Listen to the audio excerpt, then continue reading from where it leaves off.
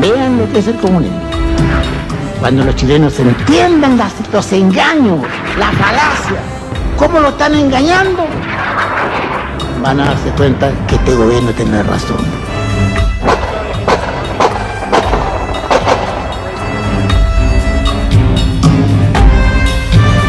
Decisión incondicional, no es parlamentar. Se va a aplicar la ley marcial a toda persona que se le sorprenda con armas o explosivos. Tras el derrocamiento del presidente socialista Salvador Allende Gossen en el Palacio La Moneda, un 11 de septiembre de 1973, se dará inicio a la dictadura cívico-militar liderada por Augusto Pinochet Ugarte, que en sus primeros años estará en compañía de una junta militar con comandantes de la talla de Merino, Mendoza, Lee. Estos 16 años y medios que culminará en 1990 con el retorno a la democracia, proceso de transición, postdictadura para algunos historiadores con el expresidente Patricio Elwin Azócar.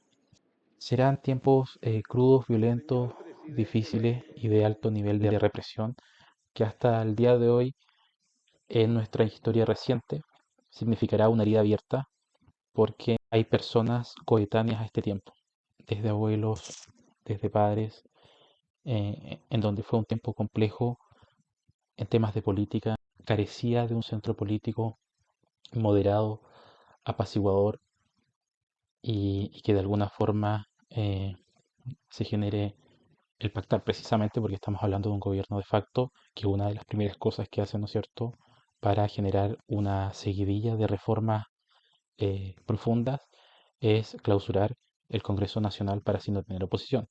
Y bueno, cuando tú no tienes oposición es fácil instaurar políticas que en su momento pueden ser agresivas y que obviamente eh, son profundas, tanto en lo que es la Constitución, la ley de las leyes, eh, supraley, que instaura una lógica eh, de presidencialismo de alto nivel, autoritario, lógicas como una democracia protegida y por tanto también cosas implícitas como la lógica de subsidiariedad entregado, ¿no es cierto?, por un modelo neoliberal que se instaura a través de estos aliados civiles, que son los famosos Chicago Boys, al instaurar, ¿no es cierto?, eh, una lógica que se presenta con el ladrillo, después de años en que este país avanzaba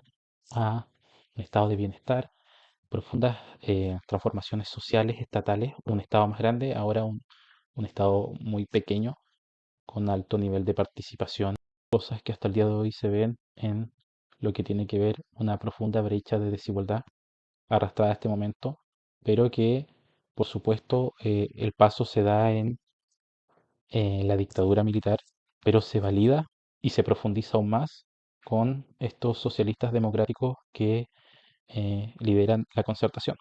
Sustento teórico a lo que va a ser Augusto Pinochet se valida en una constitución. Bueno, también agregar, ¿no es cierto?, que va a ser un tiempo crudo, profundamente violento, de búsqueda incesante de partidarios a la herencia de la unidad popular, eh, la lógica política que apoyaba al presidente Salvador Allende y por tanto van a haber persecución a simpatizantes, militantes, familiares cercanos. Por tanto, es una herida abierta que es compleja de sanar. No es algo como que signifique dar la vuelta a la hoja porque requiere, ¿no es cierto?, de partes de encontrarse y generar este mínimos comunes democráticos, ¿ya? Y esto es un esfuerzo que hace la historiografía, las ciencias auxiliares a la historia, la misma historia, ¿no es cierto?, en dar bases comunes mínimas de cómo entendemos hoy en día la dictadura. Yo estoy caminando por mi país, que es Chile, vengo con mi hijo, con un clavel en la mano, no estoy haciendo absolutamente... Hola, Hola, ¿cuál es tu nombre? Giovanni Dawson, ¿Cuántos años tienes? 51 años. ¿Qué recuerdas de la dictadura militar de 1973? Yo recuerdo que cada familia recuerda esa parte de la historia según su propia historia. Esto quiere decir que hay grupos de personas que la pasaron muy mal y otros grupos de personas que se dedicaron más que a buscar excusas, a trabajar. En el caso de mi familia se dedicó a trabajar. Vengo de una familia en la que sí estaban de acuerdo con el presidente de ese entonces y recuerdo que yo también trabajé un poco en la campaña del sí y el no, obviamente por el sí, porque considerábamos que las condiciones del país eran las adecuadas si tú trabajabas.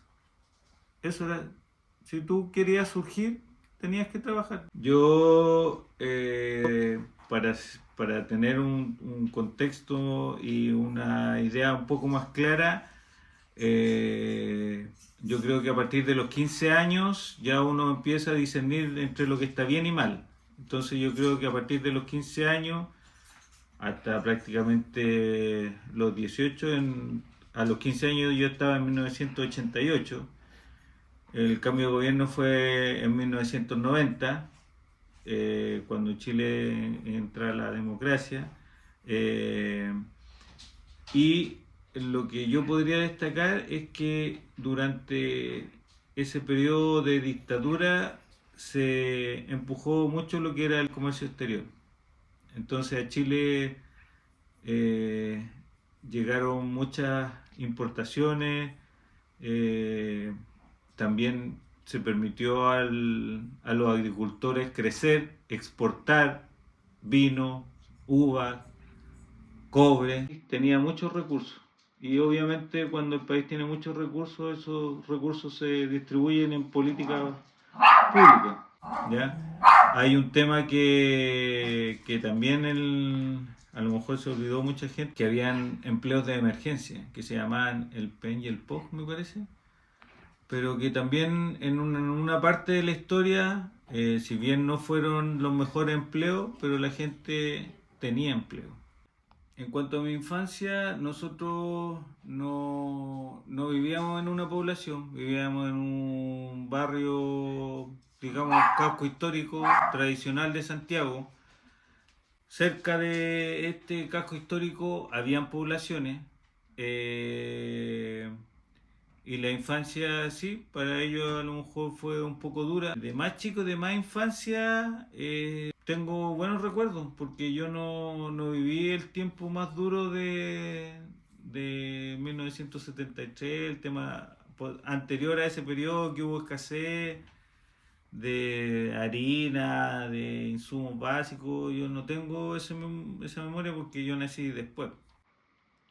Y lo que puedo decir es que sí, en mi casa se hablaba de política y también tuve una tía que fue detenida y tuve un tío que también fue acribillado por las fuerzas de la CNI, pero también era porque estaba metido, él creía que las armas eran una fuente válida o un recurso válido para buscar la libertad del país. Soy Sofía Sepúlveda del Colegio Pumahui y hoy voy a hablar sobre formas de volver a casa de Alejandro Zambra. Ya, esta es la tercera novela de Alejandro Zambra. Esta novela lo llevó a un destacamento importante literario chileno y latinoamericano, ya que este libro se basa como en un enfoque en la memoria y el pasado del narrador. La novela fue publicada en el 2011 y lo llevó a posicionarse en un escenario literario importante que lo llevó hacia Latinoamérica e internacional. La historia es de un narrador que busca reconstruir su pasado a través de los recuerdos de su infancia. Así escribir esta novela, Formas de volver a casa, basándose en sus memorias. Abarca como diferentes etapas de la vida del narrador, desde la infancia durante la dictadura de Pinochet hasta los años 2000, y así reflejando la historia reciente de Chile. Bueno, la novela busca explorar la identidad del narrador a través de sus recuerdos y la relación con su amiga de la infancia, que es Claudia, revelando cómo las memorias pueden distorsionarse con el tiempo y la percepción personal también puede cambiar. El proceso de escritura del autor y la conexión con el narrador son fundamentales para poder comprender la historia. El personaje principal se reúne con su amiga de la infancia, que es Claudia, para poder revivir y aclarar los recuerdos compartidos que tuvieron durante la dictadura militar en Chile. Hay un momento crucial que llega en la historia, que es cuando el narrador se da cuenta que al contar la historia de Claudia, también reveló aspectos de su propia vida y de la experiencia que tuvo, que fue complicada en esos años. La novela ofrece también una reflexión sobre la naturaleza de la memoria y cómo nuestras percepciones pueden como variar a la vez, y nos enseña también que al narrar la historia de otras personas, inevitablemente contamos nuestra historia.